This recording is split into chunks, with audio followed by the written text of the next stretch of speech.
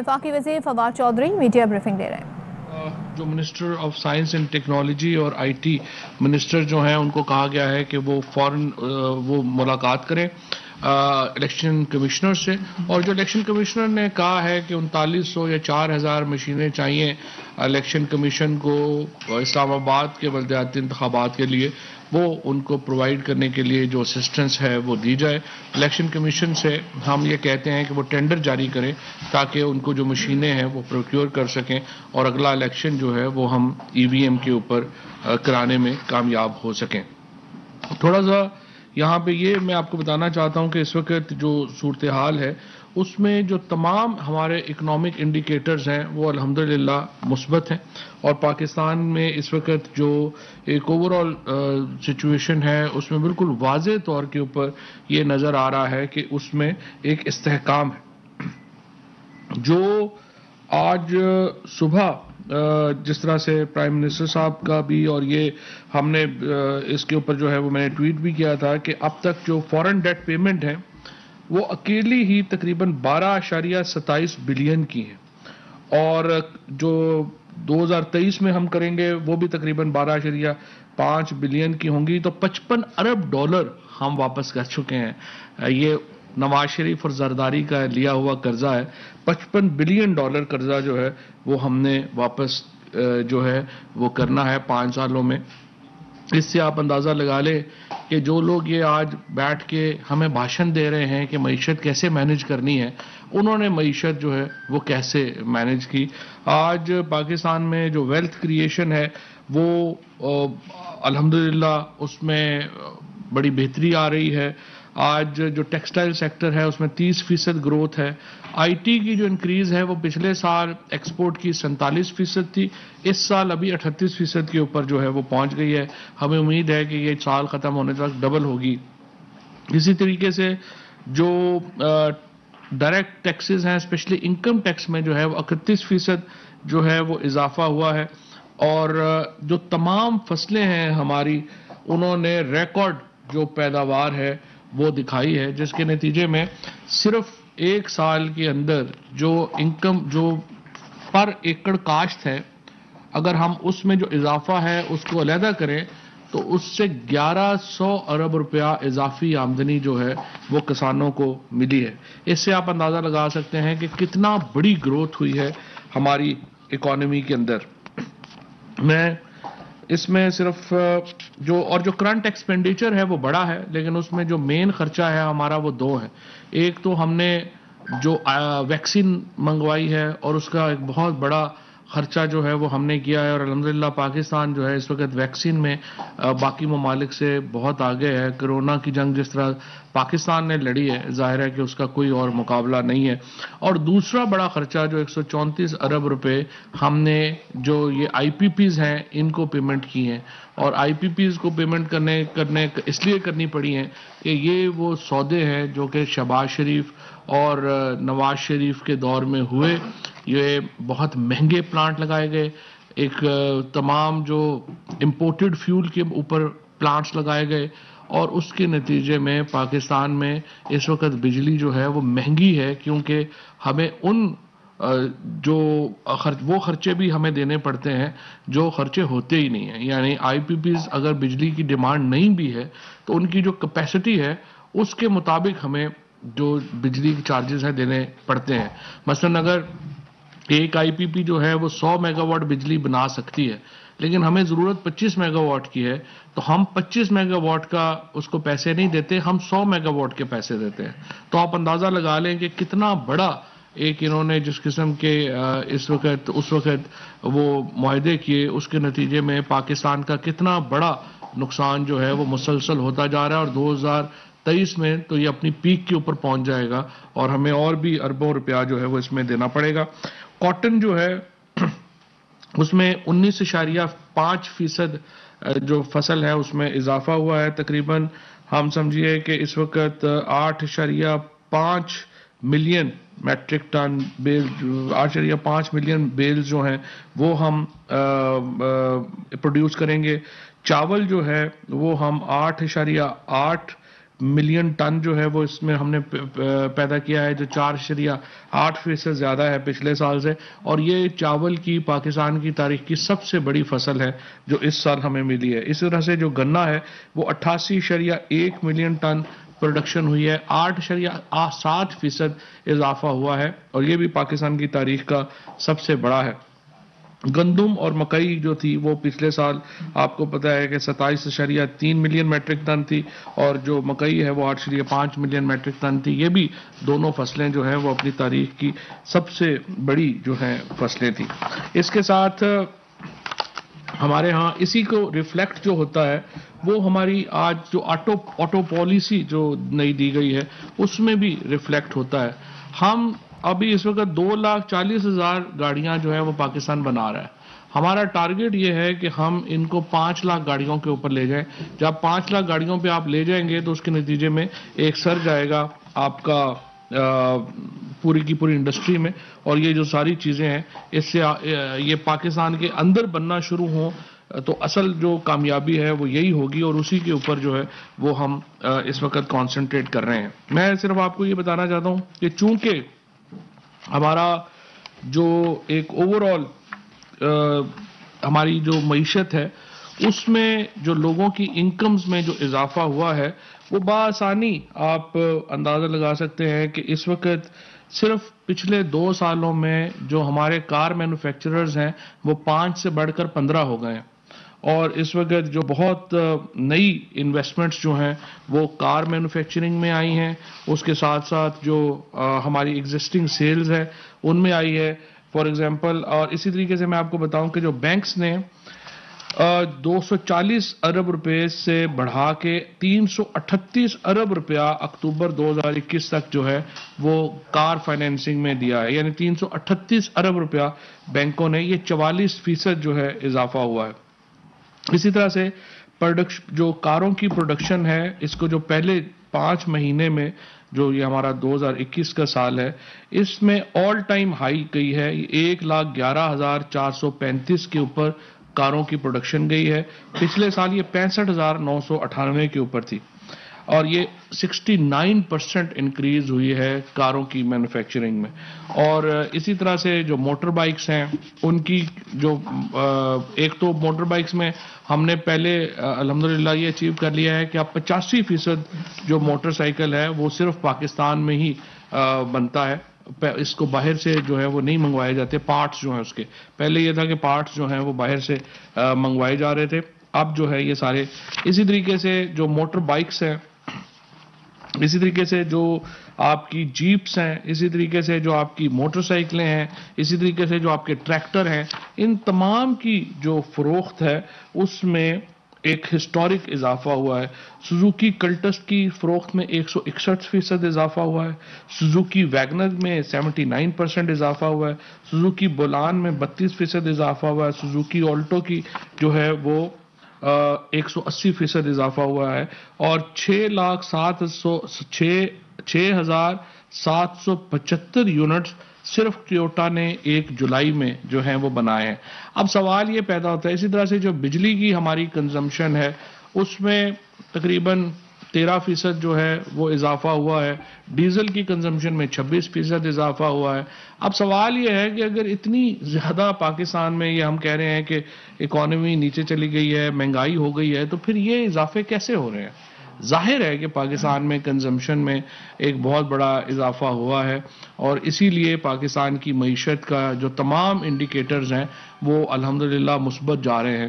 اور جب اگر آپ کی گروتھ ہو رہی ہو پھر نوکریاں بھی پیدا ہو رہی ہیں، آپ کے کنسٹرکشن سیکٹر میں، آپ کے ایگریکلچر سیکٹر میں، ٹیکسٹائل سیکٹر میں، ان تمام میں ہسٹورک جو ہے وہ بہتری آ رہی ہے۔ لیکن میں دوبارہ آپ کو یاد دلانا چاہتا ہوں، 55 ارب ڈالر آپ نے واپس کرنے ہیں اس سال۔ آپ اس سے اندازہ لگا لیں کہ آپ کے اوپر جو ظلم ہوا ہے پاکستان کے اوپر وہ کیا ہوا ہے۔ اور جب یہ معاشی بزرگ ماہر بیٹھ کے آپ کو بتاتے ہیں کہ کس طرح سے معیشت کو مینیج کرنا ہے، تو آپ ان سے یہ بھی سوال پوچھیں کہ جس طرح سے آپ مینیج کر کے گئے ہیں اس طرح تو بالکل ہی مینیج جو ہے وہ نہیں کرنا چاہیے۔ اسی طریقے سے ہمارے جو بین زر مبادلہ کے ذخائر ہیں وہ 20.3 ارب ڈالر سے بڑھ کر 25.2 ارب ڈالر جو ہے وہ ریکارڈ کیے گئے ہیں. 12 برآمدات کا حجم جو ہے وہ پچھلے سال کی نسبت 29% جو ہے وہ اس میں اضافہ ہوا ہے.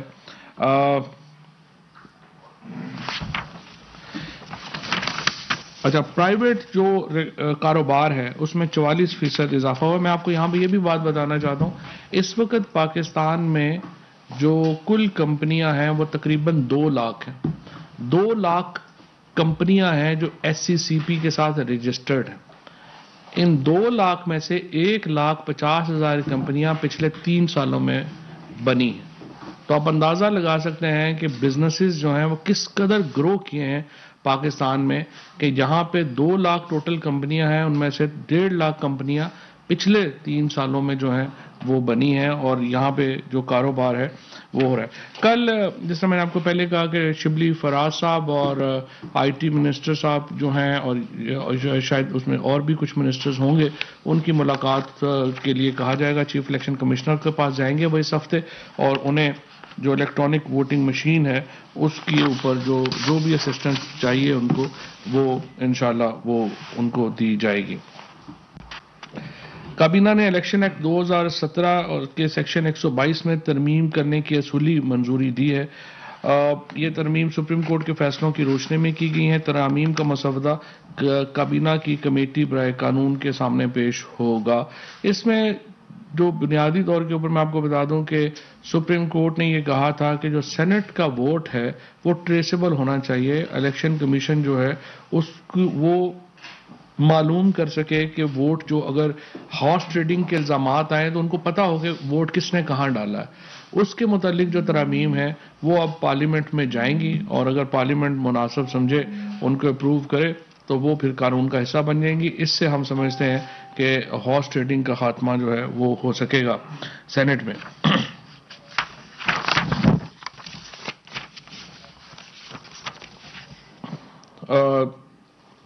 جو اسٹیبلشمنٹ ڈویژن کی ایک سمری تھی، daily wages ad hoc temporary contract ملازمین کے متعلق، وہ ہائی کورٹ نے کہا تھا کہ اس کو کیبنٹ کے سامنے پیش کیا جائے. اس کو کیبنٹ کے سامنے پیش کیا گیا ہے.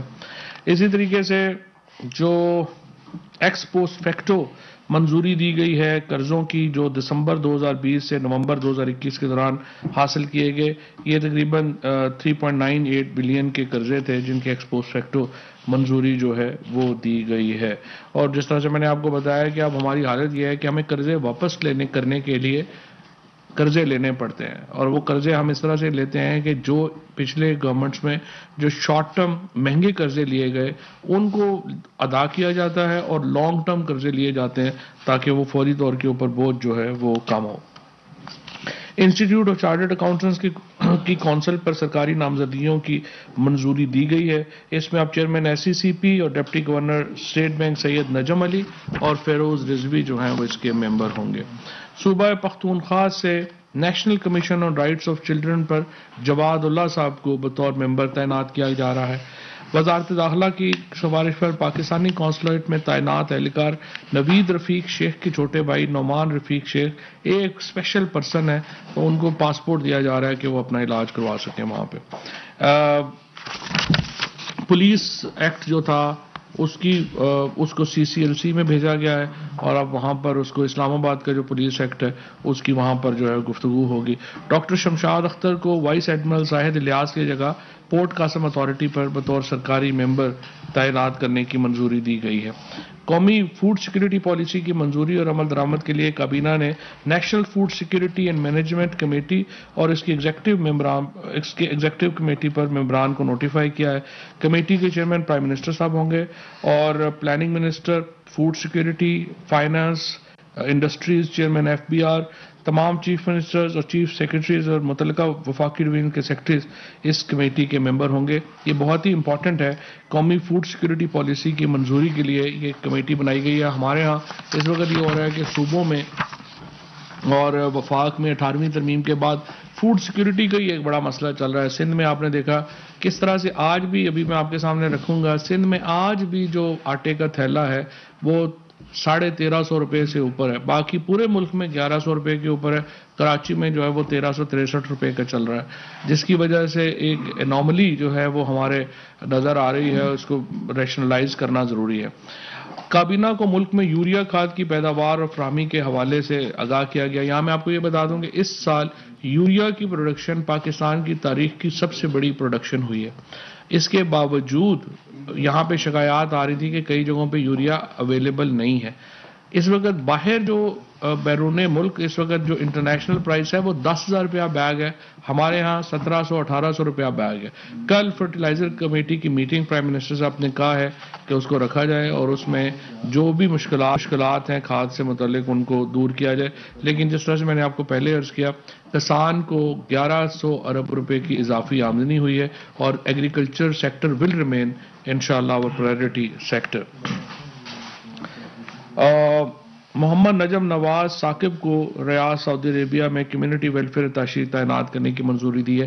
یہ ایکچولی 8 لوگ پہلے تعینات ہوئے تھے، ایک جو صاحب تھے انہوں نے اس کو وہ منظوری جو ہے وہ کمرشل اتاشی اپائنٹ ہونے کے بعد باہر نہیں گئے، تو ان کی جگہ کے اوپر ان کو نجم نواز ثاقب جو ہیں ان کو وہاں پہ اپائنٹ کیا جا رہا ہے۔ انرجی منسٹری کی سفارش پر اخلاق احمد سید صاحب کو جینیکو ہولڈنگ کمپنی کے بورڈ آف ڈائریکٹرز پر بطور انڈیپینڈنٹ ممبر جو ہے وہ نامزد کیا گیا ہے۔ جامشورو پاور کمپنی کے بورڈ کے اوپر محمد شفیق الرحمان کو چیئرمین اور ارشد علی کو انڈیپینڈنٹ ممبر تعینات کیا گیا ہے۔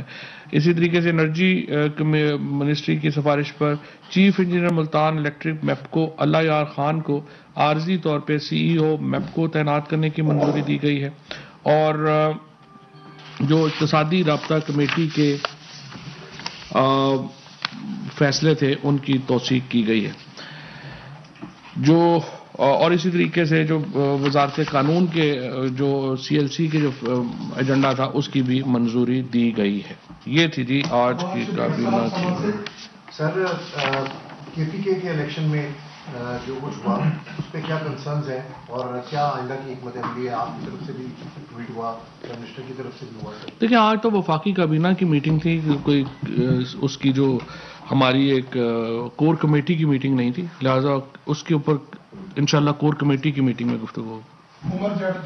سر یہ بس اسی سے سوال تھا کہ کیا ابھی جب یہ سارے ریزلٹس آئے صبح پرائم منسٹر نے بھی اس پر کنسرن شو کیا اور انہوں نے باقاعدہ کہا کہ ہم سے غلطیاں ہوئی ہیں، تو یہ جاننا یہ چاہ رہے تھے کہ کیا اس کسی لیول پر آپ لوگوں کی ڈسکشن اس سارے کو لے کر یا آگے کی پائپ لائن میں آپ لوگ کوئی نہ کوئی تو آخر اس کی وجہ ہوگی، تو آپ اسے محسوس کرنے کی؟ دیکھیں وجہ تو بالکل صاف ظاہر ہے نا، جب ایک حلقے میں 3-3 4-4 لوگ آپ کی ایک ہی پارٹی کے الیکشن لڑنا شروع کر دیں گے تو الیکشن ہاریں گے ہی، اور کیا ہوگا۔ سو یہاں پہ بھی زیادہ تر جگہوں کے اوپر تو یہی ہوا ہے کہ ٹکٹس جو ہیں وہ کسی کو ملے ہیں، 2-3 لوگ جو ہیں وہ الیکشن کھڑے ہو گئے ہیں، ہمارے MNA MPs کچھ نہیں ہے۔ یہ تو ہر حلقے کی اپنی مینجمنٹ کرنی پڑتی ہے، اور وہ مینجمنٹ کے ایشوز کی وجہ سے زیادہ تر الیکشن جو ہے وہ KP میں ہارے ہیں۔ لیکن ایک بار پھر دیکھیں ثابت یہی ہوا ہے کہ صرف PTI ہی ملک گیر جماعت ہے، باقی تو لوکل جماعتیں ہیں، اور آپ اندازہ لگا لیں کہ اگر JUI جیسی جماعت جو ہے اس نے PTI کی ریپلیسمنٹ ہے، تو یہ تو اس کا مطلب یہ ہے پاکستان کے عوام کو اور PTI کے لوگوں کو زیادہ سیریسلی یہ سوچنا ہے PTI اگر اس ملک میں نہیں ہوگی تو ایک تو ملک میں کوئی قومی جماعت نہیں ہوگی، اور دوسری بات یہ ہے کہ پھر جو مذہبی شدت پسند جماعتیں ہیں جیسے JUI ہے، جمعیت علماء اسلام کا جو جس قسم کا انہوں نے 2002 میں بھی آپ کو معلوم ہے خیبر پختونخوا میں انہوں نے تعلیم کو تباہ کر دیا تھا، انہوں نے فائنانس کو تباہ کر دیا۔ سو بڑی بدقسمتی ہے کہ ہماری غلطیوں کی وجہ سے ایک ایسی سیاسی جماعت جو وہاں پر ایک نوٹس ہوئی ہے جس کو اصولی طور کے اوپر ختم ہونا چاہیے تھا۔ جو ہم ادھر دیکھتے ہیں TLP کا ابھرنا یا جمعیت، اس سے تو پاکستان الٹیمیٹلی نیچے جائے گا۔ نون لیگ اور PMLN کا تو آپ کو پتہ چل گیا کہ ان کی تو کوئی حیثیت نہیں ہے ملک کی۔ سو PTI اور عمران خان ہی وہ واحد لیڈر ہے، اور PTI وہ واحد لیڈر ہے جو ایک ہماگیریت دیتی ہے ملک کو، ایک وفاقی جماعت کی حیثیت اور ایک وفاقی لیڈر ہے۔ اگر یہ نیچے جاتے ہیں اور اس طرح کے بونے جو ہیں ان کو موقع ملتا ہے کہ وہ اپنا قد بڑا کریں، تو میرا یہ خیال ہے کہ اس سے پاکستان کو نقصان ہوگا، اور یہ PTI کے جو لیڈرشپ ہے، PTI کے جو ورکرز ہیں، ان کے اوپر یہ فرض ہے کہ وہ اپنے چھوٹے مفادات کو پس پش ڈالیں اور عمران خان کو مضبوط کریں، کیونکہ عمران خان کے بغیر پاکستان کی جو سیاست ہے وہ ایک بڑی، میں تو سمجھتا ہوں کہ بڑی ایک ٹکڑوں میں بٹ جائے گی، اور ہر جگہ کے اوپر جو مریم نواز جیسے بونے، جو پیپلز پارٹی کی لیڈرشپ ہے، جو جمعیت علماء اسلام کی لیڈرشپ ہے، اس طرح کے جو چھوٹے چھوٹے لوگ ہیں جن کا اپنا کوئی قد نہیں ہے اور جو صرف عمران خان کے اوپر تنقید کر کے اپنا قد بنانے کی کوشش کر رہے ہیں، اس طرح کے بونوں کو موقع ملے گا کہ وہ بڑے ہوں۔ اور مجھے امید ہے پیپلز پی ٹی آئی کی کہ جو ہمارے کارکنان ہیں اور ہمارے جو لیڈرشپ ہے وہ اس صورتحال سے سبق سیکھے گی اور اپنے آپ کو منظم کرے گی۔ جو صاحب بلا شبہ بہت بڑی کامیابی ہے او آئی سی کی جو کانفرنس پاکستان میں ہوئی ہے۔ او آئی سی کی کانفرنس کے اندر دو مشترکہ اعلامیہ جاری ہوئے، ایک القدس کے حوالے سے اور ایک افغانستان کے حوالے سے۔ کیا وجہ ہے کہ کشمیر کے بارے میں بات نہیں ہوئی اس او آئی سی کا؟ بات تو وزیر اعظم صاحب نے کی تھی کشمیر کی، لیکن او آئی سی کا اجلاس جو ہے جو مارچ میں ہونے جا رہا ہے وہ کشمیر اس کا ایک بہت انٹیگرل پارٹ ہے، تو چونکہ مارچ میں وہ ہونے جا رہا ہے تو اس لیے کشمیر کو مارچ کے لیے رکھا گیا۔ جی فواز صاحب، آپ نے بتایا کہ یوریا کی تاریخی پروڈکشن ہوئی، لیکن اگر آن گراؤنڈ دیکھیں تو کسانوں کو بلیک میں مل رہی ہے، 1200 کی بوری 1800 میں مل رہی ہے، کسان 1200 کی تو سرکاری بوری بھی نہیں ہے، یہ تو میں کس نے کہہ دیا، 1800 تک مل رہی ہے، 70 وہی تو 1200 کی بوری 1800 کی مل رہی ہے، تو کسان پریشان ہے۔ لیکن 1200 کی تو بوری ہے ہی نہیں، کون کہہ رہا ہے 1200 کی بوری؟